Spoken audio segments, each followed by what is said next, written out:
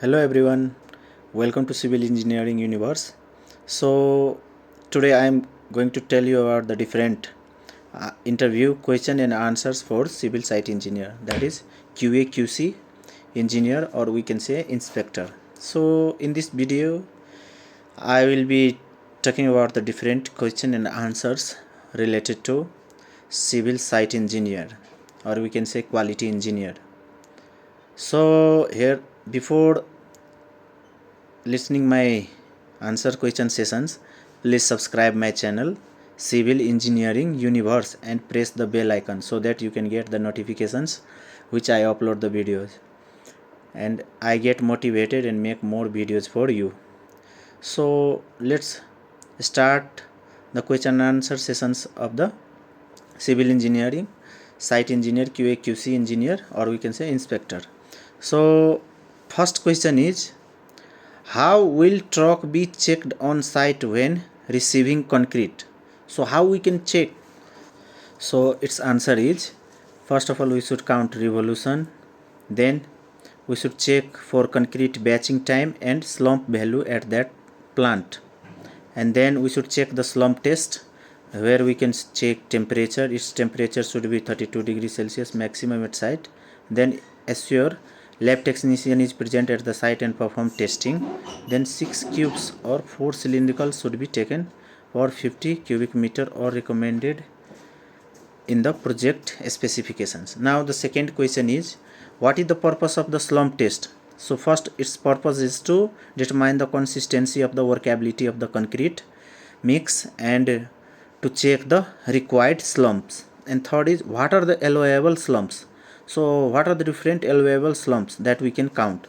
So 2.5 centimeter to 7.5 centimeter for vibrated structure and without admixtures, and if with admixture and plasticizer, slump depends upon the design mix, that is slump shall be checked as per the design mix. Next is, what is plasticizer? So fourth question is, what is plasticizer? So usually applied at a low water cement ratio concrete to make it workable. So it is mostly used for high grade concrete and to make the water cement ratio low. And fifth question is, what is the maximum temperature of concrete that can be poured into a concrete structure? So what should be its maximum temperature? So its maximum temperature is 32 degrees Celsius. So what is the minimum and maximum atmosphere temperature prior to paving? So minimum is 5 degrees Celsius in cold weather and 45 degrees Celsius maximum for hot weather. So what is the minimum and maximum temperature of concrete at the site prior to pouring? So paving is different and pouring is different. So minimum concrete temperature is 10 degrees Celsius and maximum is 32 degrees Celsius for pouring. But for paving, it is minimum is 5 degrees Celsius in cold weather and 45 degrees Celsius maximum for hot weather. So next question is 8 number. What is the purpose of curing? So what is the purpose of curing? So two main purposes are written here. So to maintain the amount of water in the concrete mix and to maintain the and to minimize the hairline cracks. So these are the two purpose of curing. Now what are the different types of curing? So basically water curing. So water curing as in ponding, spraying, wet sand and wet earth. So these are the methods of water curing. And membrane curing, we can say plastic film, liquid membrane, curing compound and reinforced paper. And other is steam curing. So these are the different types of curing. Got it? Water curing. So water curing you have understood: ponding, spraying, wet sand and wet earth. So these are the different types of curing. Now next is 10th number question is, when will you apply for the curing of the concrete? So when we can apply the curing? So after the concrete has initially set, that is 35 to 40 minutes, it's in the initial setting time of concrete. So after this we can apply the curing of the concrete. So these are the different 10 questions which you can know, and it is very important for every site engineer and QA quality engineer also. So these are the 10 question. Now next question is, for how many days are you going to cure a structure? So how many days we should cure the different structures?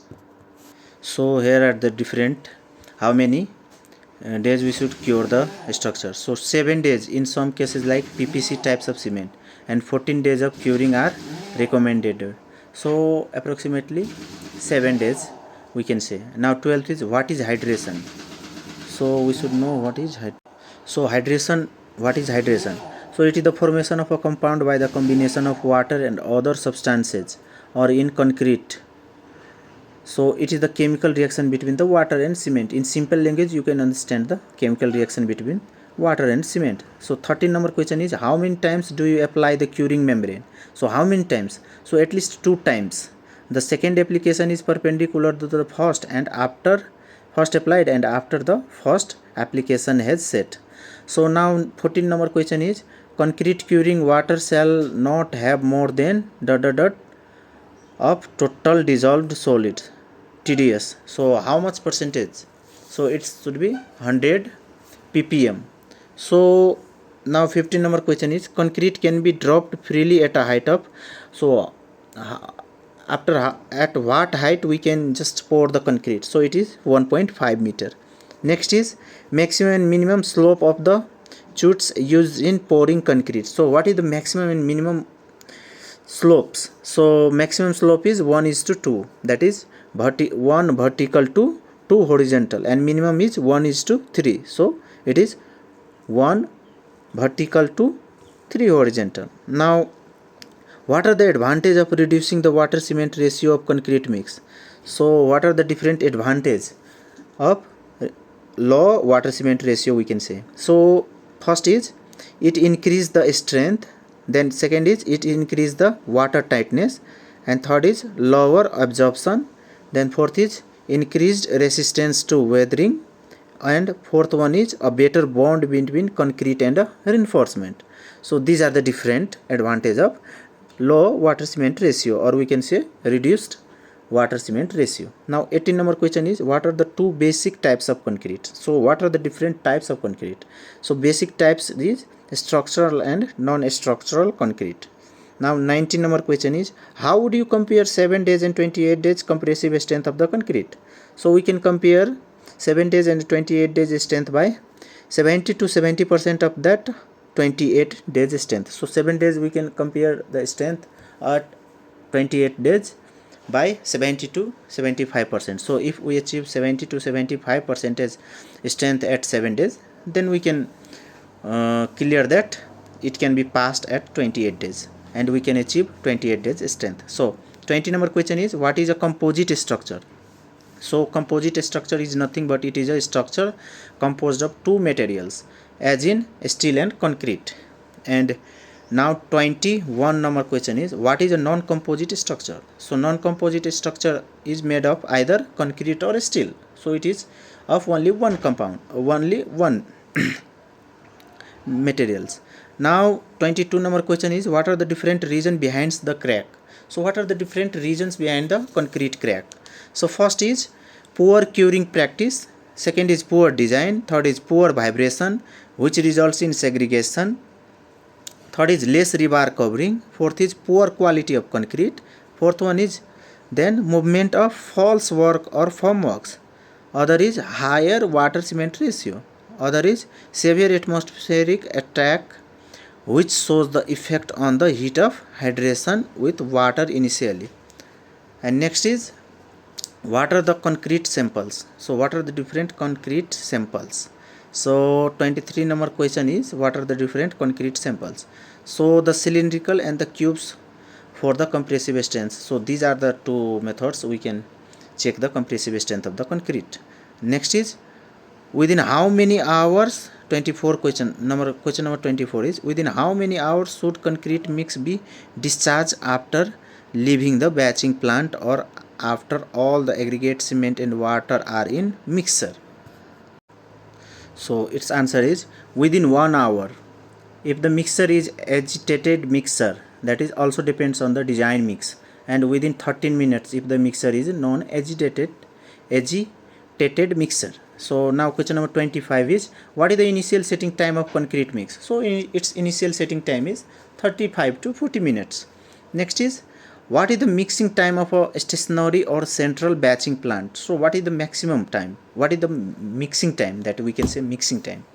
So within how much time it can mix all the ingredients of the concrete? So it's 50 to 90 seconds, approximately 1.5 minutes. Next is, what is the agitating speed of the mixer? So what is the agitating speed of the mixer? So mixer batching plant mixer speed is how much? So it is 2 to 6 revolutions per minute, that is 2 to 6 rpm.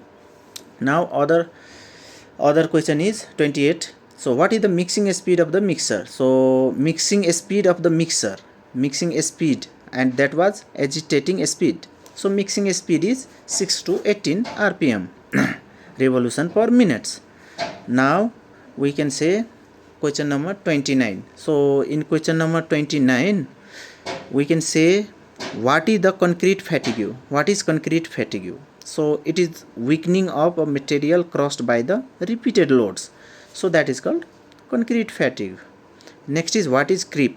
So it is the deformation due to the sustained load. Next is 31 question number. How would you know if the concrete has gained its initial set? So if there is no more water seen brightness on the surface of the concrete, or if there is no water on the surface of the concrete, then we can say that it is initially set. 32 number question is, if agitated concrete is discharged after more than 1 hour, what will happen? So its answer is, the concrete is overmixed, becomes hot, and the strength is reduced. Now 33 number question, how many layers are in the concrete cube? So concrete cube is casted in 3 layers. 34 number question is, how many strokes are done in one layer in a concrete cube? So 35 strokes in one layer. Now 35 number question is, what is the size of the rod used in the concrete cube casting and slump test? So its die is 16 mm and length is 600 mm. Now next question is, what is the size of the concrete cube? So it's 150 mm into 150 mm into 150 mm, that is 15 cm length, 50 cm height, and 50 cm width. Now next is 37 number question is, what is the size of the slump cone? So it is very important question for a site engineer, so it can be asked. So what is the size of the slump cone? So its height is 30 cm, top cone die is 10 cm, and bottom cone die is 20 cm. Now last question of this sessions. So how many layers are in the slump test? So how many layers are in the slump test? So 3 layers in according to American standards and British standard, but 4 layers in Indian standards. So these are the questions. These are the very important questions that every civil site engineer, or we can say quality engineer or inspector, should know. So if you liked my video, then please subscribe my channel for more updates and this practical knowledge and description concepts, so that I can make you more videos. And comment section, please write the topic on which you need the video, so that I will try my best to cover your topic and give the full confidence and knowledge and concept on related topics. So this much for today. We'll mix the next video. Okay, thank you.